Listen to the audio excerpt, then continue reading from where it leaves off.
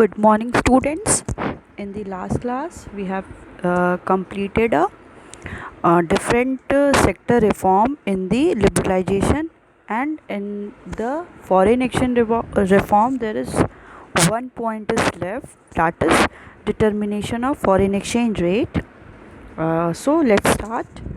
Earlier, determination of the foreign exchange rate was controlled by the government, and now the government allowed market forces to determine foreign exchange rate. Okay, we are studying the new economic policy in 1991, and we are talking about the first policy, that is liberalization. Okay, before 1991, what will be the foreign exchange rate? In which rate the foreign currency will be exchanged? It is decided by the government before 1991.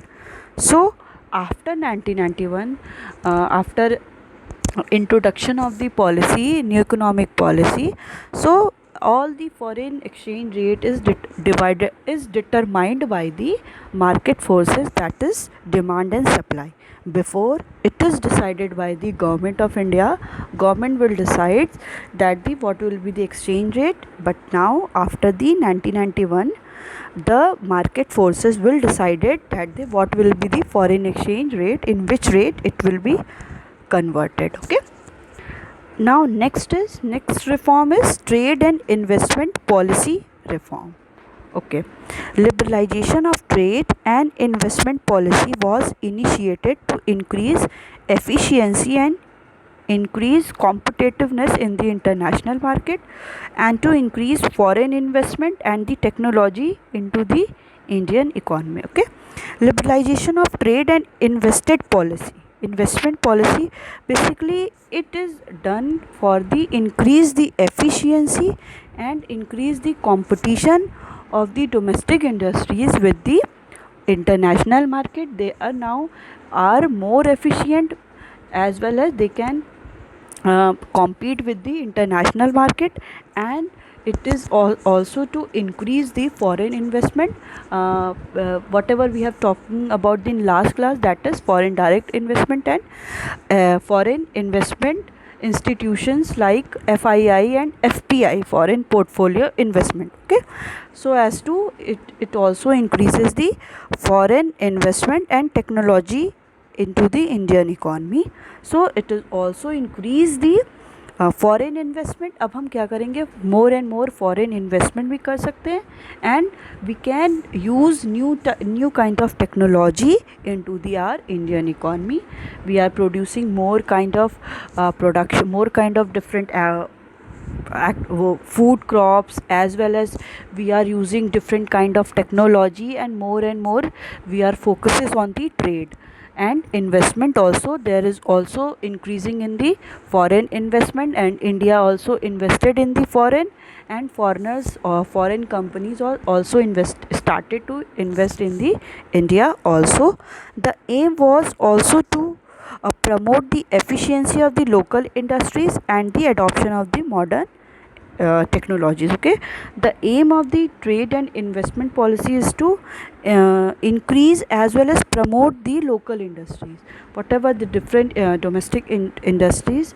After the when there is trade and investment policies introduced, so that domestic industries will promote, and they will increase their efficiency, as well as they were now in condition that they were adopt different kind of modern technologies, because there is freedom of trade and investment also after 1991. The reforms undertaken were that the dismantling of the quantitative restrictions on import and export. Okay, dismantling means breaking down. कि जो जितने भी सारे quantitative restrictions लगे थे for from the quotas, so अब क्या करना है, जितने भी रिस्ट्रिक्शंस लगे थे import as well as export पे, उनको क्या कर देना है, ब्रेक डाउन कर देना है. अब हमारी क्या हो जाएगी, इकॉनमी फ्री इकॉनमी हो जाएगी. अब क्या है कि now we are able to import as well as export. Okay, prior to 1991, India followed a policy of quantitative restriction on import and export. Okay, This was done through rigid control over import, and by keeping the tariff very high, these policy reduced efficiency and competitiveness, which led to slow growth of manufacturing sector. Okay, when we are talking about the before 1991, there is policy, there is inward looking trade policy as well as the import substitution, where different kind of taxes were imposed so that we can protect our domestic industries, and the domestic industry will not compete with the foreign currency. For that purpose, it reduces the efficiency of the industries. They are not capable to produce different kind of product as well as increase their efficiency, and it also reduces the competitiveness. बहुत ज़्यादा competition क्या था, competition भी नहीं हो पा रहा था, जिसकी वजह से कोई भी जो इंडस्ट्रीज़ होती थी वो उनको अपनी एफिशिएंसी एज़ वेल एज़ उन्हें नहीं पता होता था कि फॉरेन में अगर हम कॉम्पीट करने जाएंगे तो हम लोग की सिचुएशन कहाँ पे है। तो अभी तक उनको क्या किया जा रहा था, प्रोटेक्ट किया जा रहा था from the different kind of tariff and Kota's. Okay, so now liberalization aimed at removal of quantitative restrictions on import as well as export. Okay, with the introduction of liberalization, all kind of tariff and quotas, all kind of taxes were removed. Now there is freedom to be import the good as well as exporting the goods. Quantitative restrictions on import of manufactured consumer goods and agricultural product were also removed from April 2001. Okay, all the restrictions which were made on the consumer goods as well as agricultural product, it was also fully removed from the 2001. Now the all the consumer goods as well as the agricultural goods are imported also. So next is reduction of tariff rates. There were very high tariff imposed on import to favor the policy of production prior to 1991. When we were talking about before 1991, there were very high tariff so that we can protect our domestic industries. But after 1991, tariff on import was reduced to enhance the domestic trade and achieve economic growth. Okay, now after 1991, the rate of the tax rate on import were also reduced, which will enhance the domestic trade, and now the Indian industries were face the competition, and they can increase their efficiency and effectiveness also. Next is removal of licensing procedure for import. Okay, देखिए, reduction of tariff rates का मतलब यही था कि पहले क्या था कि टैरिफ रेट्स बहुत ज़्यादा इम्पोज किए गए थे, सो डैट इससे क्या होगा कि हमारा जो भी इम्पोर्टेड गुड्स है वो कॉस्टली हो जाएगा, एंड इट विल इनकरेज, ये किसको इनकरेज करेगा कि हम लोग डोमेस्टिक इंडस्ट्रीज़ के जो प्रोडक्ट हैं उनको ज़्यादा कंज्यूम करें. बट आफ्टर 1991 क्या हो गया कि our economy is becoming free, so that अब क्या है कि वो टैक्स को क्या कर दिया गया, रिड्यूस कर दिया गया. अब क्या है, डोमेस्टिक इंडस्ट्रीज़ भी कंपटीशन फेस करेंगी. जब वो कंपटीशन फेस करेंगी तब उनको पता चलेगा कि उनकी एक्चुअल स्टैंडिंग पूरे वर्ल्ड में क्या है. फिर वो अपनी efficiency as well as effectiveness को इंक्रीज़ करेंगी, अपनी क्वालिटी को इन्हांस करेंगी. Ultimately it reach to the development of the economy, and economy growth will happen. So that the third is removal of licensing procedure for imports. Okay, prior to 1991 there were huge restrictions to obtain import license in order to keep strict control over the import. Now import licensing was abolished except in case of hazardous and environmentally sensitive industries. Okay, when we are talking about the before 1991, there were huge restrictions on the import license, कि हमें क्या import करने के लिए जो licence लेना होता था उस पर बहुत ज़्यादा restrictions होते थे, so that इससे क्या होगा कि हम लोग अपने इम्पोर्ट पे क्या कर पाएंगे, कंट्रोल कर पाएंगे. बट आफ्टर 1991 क्या हुआ कि वो जो लाइसेंसिंग का था उसको रिमूव कर दिया गया, अबॉलिश कर दिया गया. But there were also still some product or industries on which these kind of licensing were adopted, and it's not be ended or not abolished. Like जो भी hazardous and environmentally sensitive industries थी उनको अभी भी import करने के लिए जो लाइसेंस होता था वो लेना होता था, बिकॉज ये सब क्या थे, बहुत सेंसिटिव थे. अब अगर बहुत ज़्यादा हैज़ार्डियस और जो इन्वायरमेंट के लिए जो इन्वायरमेंट को अफेक्ट करा है उन सारे गुड्स को अगर हम लोग इम्पोर्ट करने लगेंगे तो अल्टीमेटली ये हमारी इकॉनमी को क्या करेगा, डिस्ट्रॉय करेगा.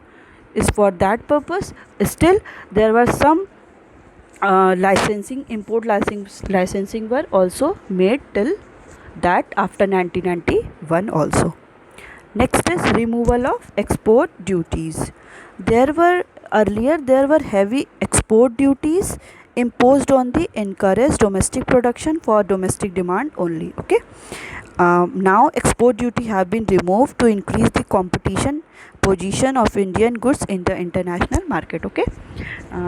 Before 1991 there were too much export duties are imposed on the goods, so that it imposed to encourage domestic product, so that the domestic industries will encourage to produce more and more for the domestic demand only for the domestic demand.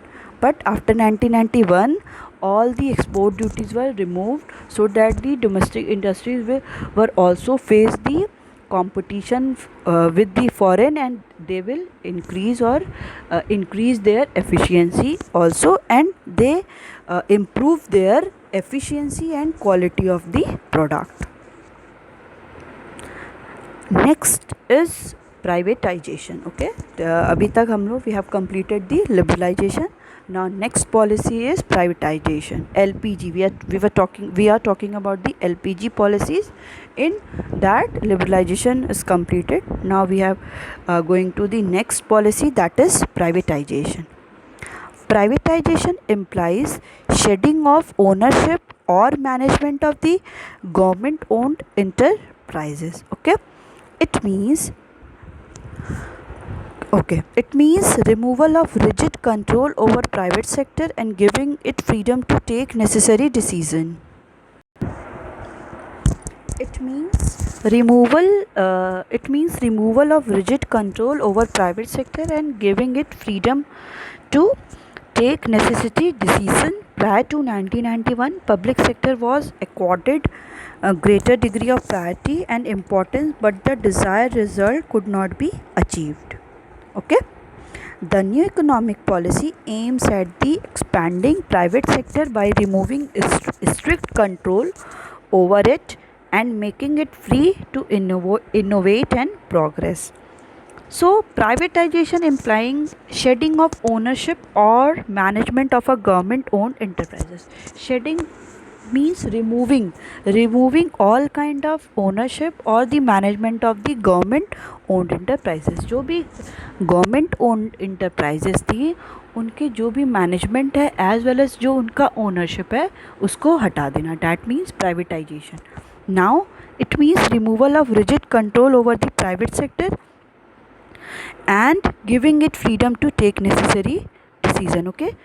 In this condition the government will government remove all kind of rigid control on the private sector, and they give the freedom to the private sector to take their necessary decision itself. उसमें government ने क्या किया, government को privatisation के under क्या करना था, जो भी डिफरेंट टाइप के सर्टेन रिस्ट्रिक्शंस इम्पोज किए गए थे प्राइवेट सेक्टर पे उनको रिमूव करना था, और प्राइवेट सेक्टर को क्या करना था, उनको फ्रीडम प्रोवाइड कर देना था, सो दैट वो क्या कर सके, अपने जो भी नेसेसरी डिसीजंस हैं वो खुद उसको ले सके. ओके. तो बेसिकली इसमें यही मतलब था कि अभी क्या है, जो भी पब्लिक सेक्टर का रोल है उसको रिमूव करके प्राइवेट सेक्टर की एंट्री कर देनी. मीन्स अब क्या है, प्राइवेट सेक्टर पे जितने भी रिस्ट्रिक्शंस लगे थे, कंट्रोल थे, वो सबको रिमूव करना है. Okay. Prior to 1991, public sector was accorded greater degree of priority. Okay. When we are talking about before 1991, there were too much priorities given to the public sector and importance, but the desired result could not be achieved. Too much priority as well as importance were given to the public sector, but the result of the public sector is not too much good, that they are not too much effective as well as efficient. They do not produce the quality product. For that reason there were introduction of the privatization. Thus privatization refers to the transfer of ownership, management and control of government sector enterprises to the private sector. Okay, in privatization, all the transfer of ownership, management and control of the government is transferred to the private sector. It is done to improve efficiency and increase competitiveness of the private sector. It is done because of, so that the private sector will improve their efficiency, as well as they will also increase the competitiveness. When there were competitiveness increasing, so that all the private sector were also improve their efficiency, जो उस time एकदम बहुत important था, क्योंकि जो भी public sector थे वो काम तो कर रहे थे, बहुत सारी प्रायोरिटी इम्पोर्टेंस उनको दी जा रही थी, बट जो उसका रिज़ल्ट था वो बहुत ज़्यादा फ्रूटफुल नहीं था। इसलिए क्या किया गया प्राइवेटाइजेशन में, कि जितनी भी ओनरशिप, मैनेजमेंट गवर्नमेंट के थ्रू हो रही थी उसको ट्रांसफ़र करके प्राइवेट सेक्टर पे कर दिया गया। ये इसलिए किया गया बिकॉज ऑफ, जैसे कोई भी प्राइवेट सेक्टर क्या होगा, they were improve their efficiency and there were also increase the competitiveness, and when the competitiveness were increases, so that there were also the increase in the growth and development of the economy.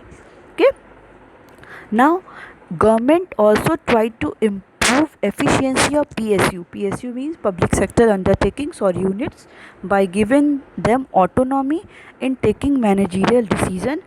For instance, some public sector companies, by granting them special status such as Maharatna, Navratna and Mini Ratna, there were given greater managerial and operational autonomy in various decisions to run the company effectively. Okay, so government also tried to improve the efficiency by the giving the most and most priority to the public sector units by taking their all the decision.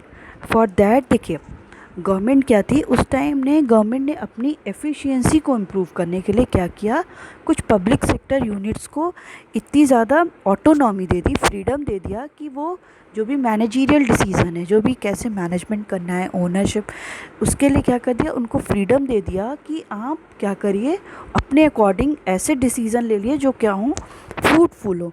इस basis पे क्या हुआ कि कुछ जो public sector units थे उनको क्या किया गया, एक स्पेशल ग्रांट प्रोवाइड किया गया थ्रू दी गवर्नमेंट, एक स्पेशल ग्रांट प्रोवाइड किया जिसमें उनको क्या किया गया, एक स्टेटस प्रोवाइड किया गया उन सारी इंडस्ट्रीज़ को। वो स्टेटस क्या था, महारत्ना, नवरत्ना एंड मिनी रत्ना। देखिए पब्लिक सेक्टर अंडरटेकिंग्स कौन होती हैं, जिन पब्लिक सेक्टर अंडरटेकिंग्स वो होती हैं, आप लोग पढ़े होंगे बिजनेस स्टडीज़ में, पब्लिक कंपनीज जिसमें 51% शेयर ऑफ ओनरशिप क्या होता है, गवर्नमेंट का होता है। मीन्स अगर 100% ओनरशिप है, शेयर हो रहा है, तो 51% किसका होगा, गवर्नमेंट का होगा, 49% किसका होगा, प्राइवेट सेक्टर का। तो that means public sector undertaking or units are those units in which 51% share of ownership is by state or central government. For that इसको क्या किया गया, इसको 3 स्टेटस में डिवाइड किया गया। बेसिकली इनका क्या था, इन इंडस्ट्रीज़ का और अंडरटेकिंग का इस्टेब्लिश करने का मतलब यही था कि हम क्या करें, अपनी एफिशिएंसी को इंक्रीज़ कर पाए और मैनेजीरियल और ऑपरेशनल, मैनेजमेंट से रिलेटेड, ऑपरेशन से related autonomy means freedom provide कर पाए। जैसे क्या होगा, एफिशिएंसी इंक्रीज़ होगा और so that they were able to compete with the global environment, globally क्या कर सके, वो compete कर सके। इसलिए देखिए इन्हें क्या किया गया, इस पब्लिक PSU को 3 में डिवाइड किया गया, that is Maharatna,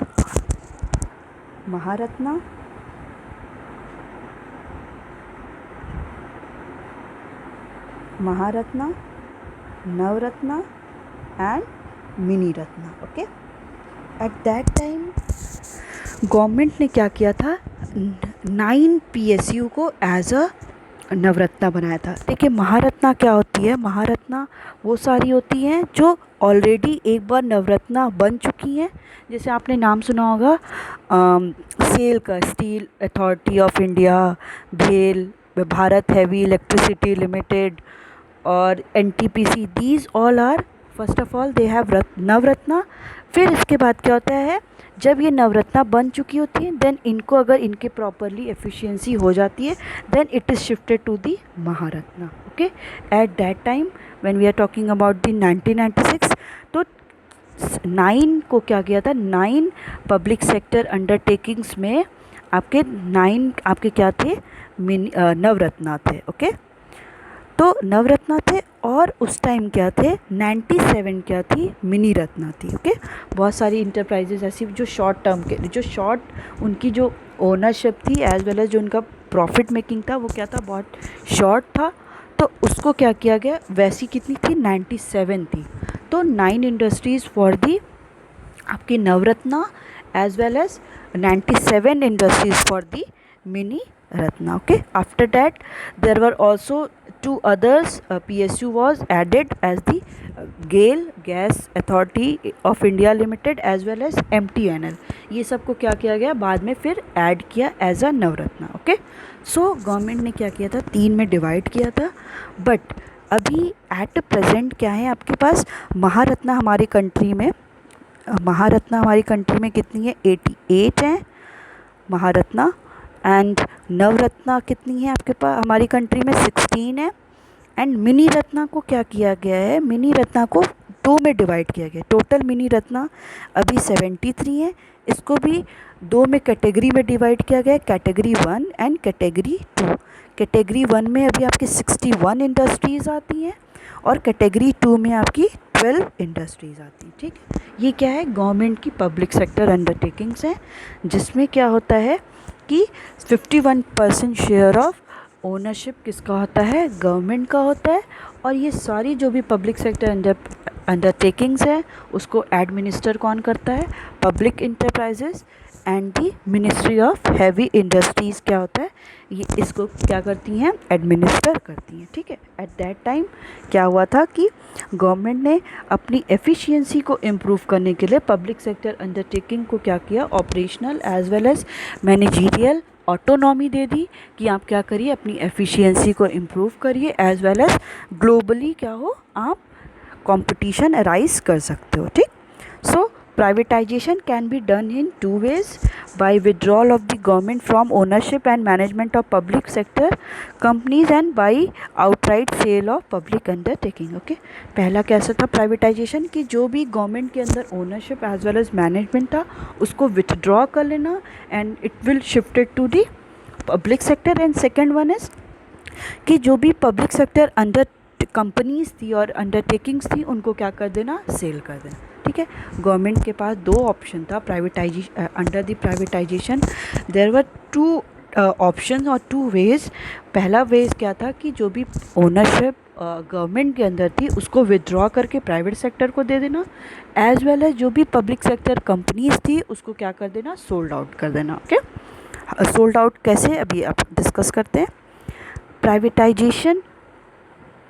Privatization of the public sector undertaking enterprises, selling of part of the equity of PSU or PSC, that is public sector enterprises, to the private sector is known as disinvestment. Okay, इसमें क्या था, जो public sector undertaking की कुछ equity shares होते थे, आप लोग को you know very well equity shares, preference shares, अभी ये बताने की ज़रूरत नहीं है।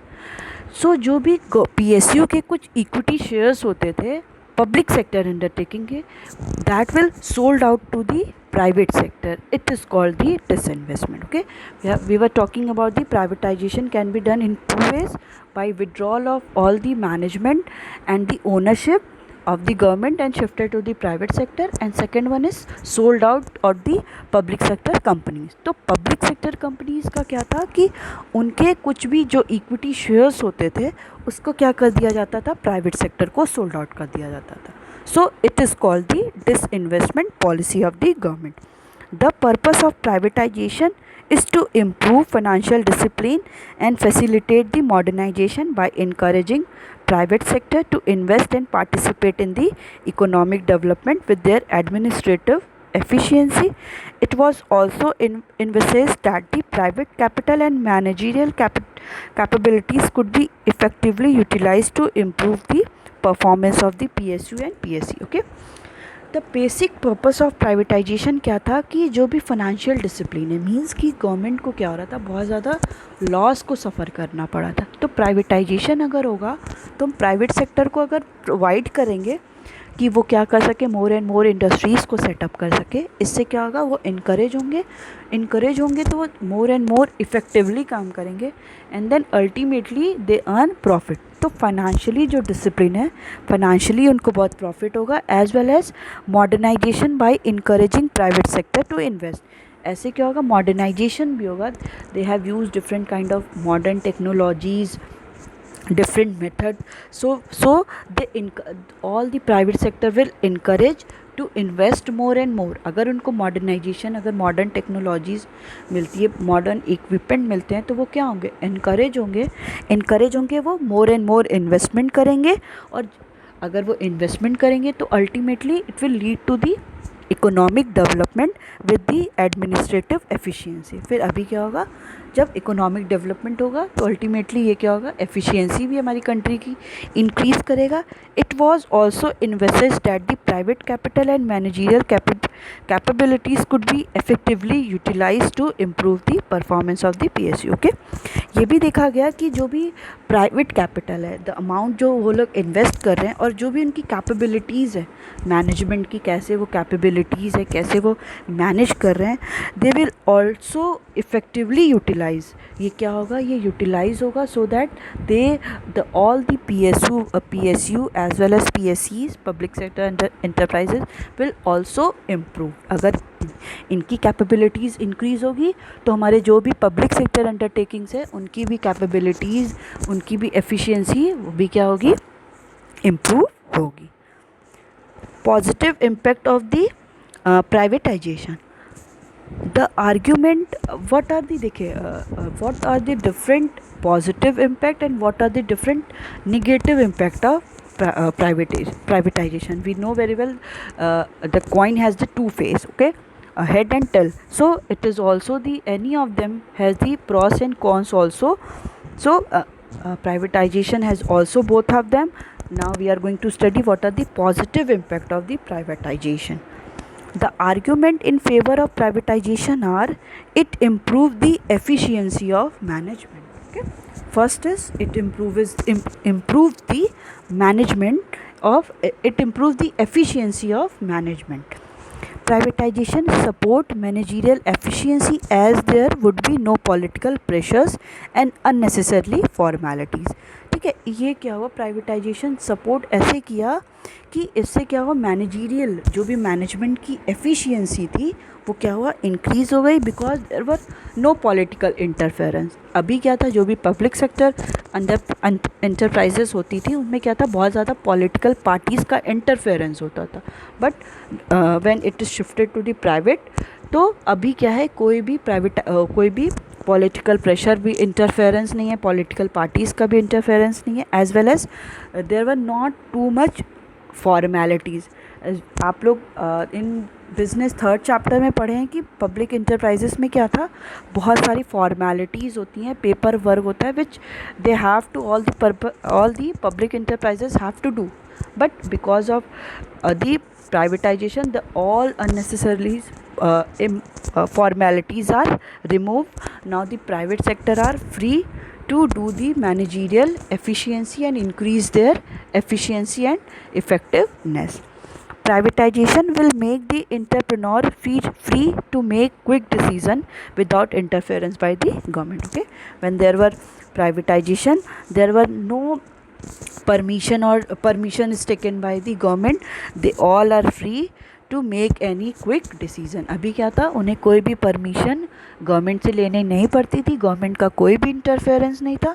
जब गवर्नमेंट का इंटरफेरेंस नहीं था तो कोई भी एंटरप्रेन्योर क्या होता था, बहुत ही क्विकली डिसीज़न लेके आगे एग्जीक्यूट करता था. Okay, next is financial discipline.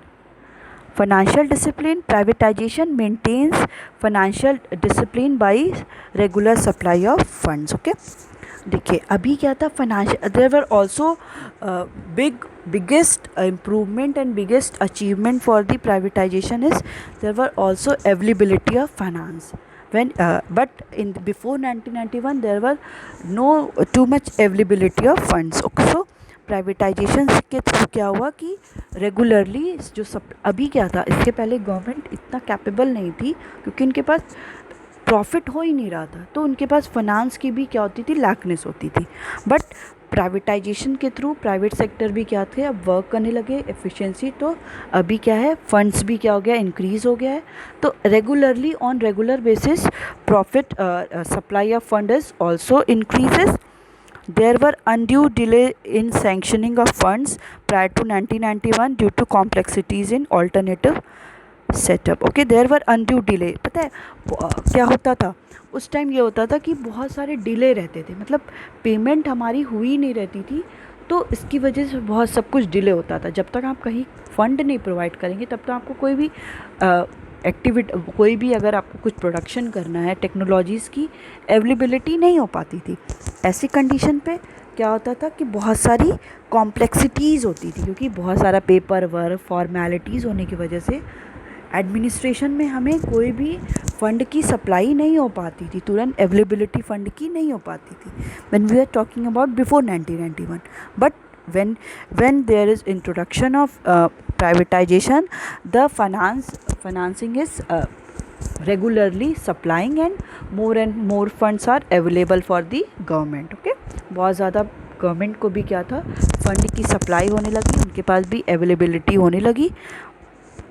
But before 1991 क्या था, बहुत ज़्यादा डिले होता था फंड को सैंक्शन करने में, क्योंकि वही सारी आप रेड टैपिज्म जानते हैं कि बहुत सारा एक्सेसिव रेगुलेशंस होता था, जो they were too much time taking. Next is reduction in deficit. In the late 1980s, government expenditure began to exceed its revenue by large margin, causing deficit in government budget. Okay, we are talking about in the fiscal deficit, that the expenditure of the government become the more the revenue of the government. Privatization reduces this financial burden of the government, as it does not have to spend on non-developmental expenditure. But after introduction of the privatisation अभी क्या हुआ कि जो भी non developmental expenditure होता था, अब क्या हो गया, वो सारा रिड्यूस हो गया. अब बहुत ज़्यादा हम लोग क्या कर रहे थे, एक्सपेंडिचर नहीं कर रहे थे, स्पेंड नहीं कर रहे थे. Rather by earning sufficient profit it can support government by paying taxes. Okay, now we are rather by earning sufficient profit, we have too much profit so that it can support government by paying taxes. They are all the private sector are earning more and more profit, so they are also able to pay the government tax. So there were also increase in the revenue of the government. So the deficit of the government were also decreases, because before 1991 we have read about that there were fiscal deficit when the expenditure of the government is increases as comparison to the government revenue. But when the privatization is introduced, so the different private companies are producing, so they are earning more and more profit. Now they were also able to pay the taxes to the government. Okay, next topic we will continue in the next class.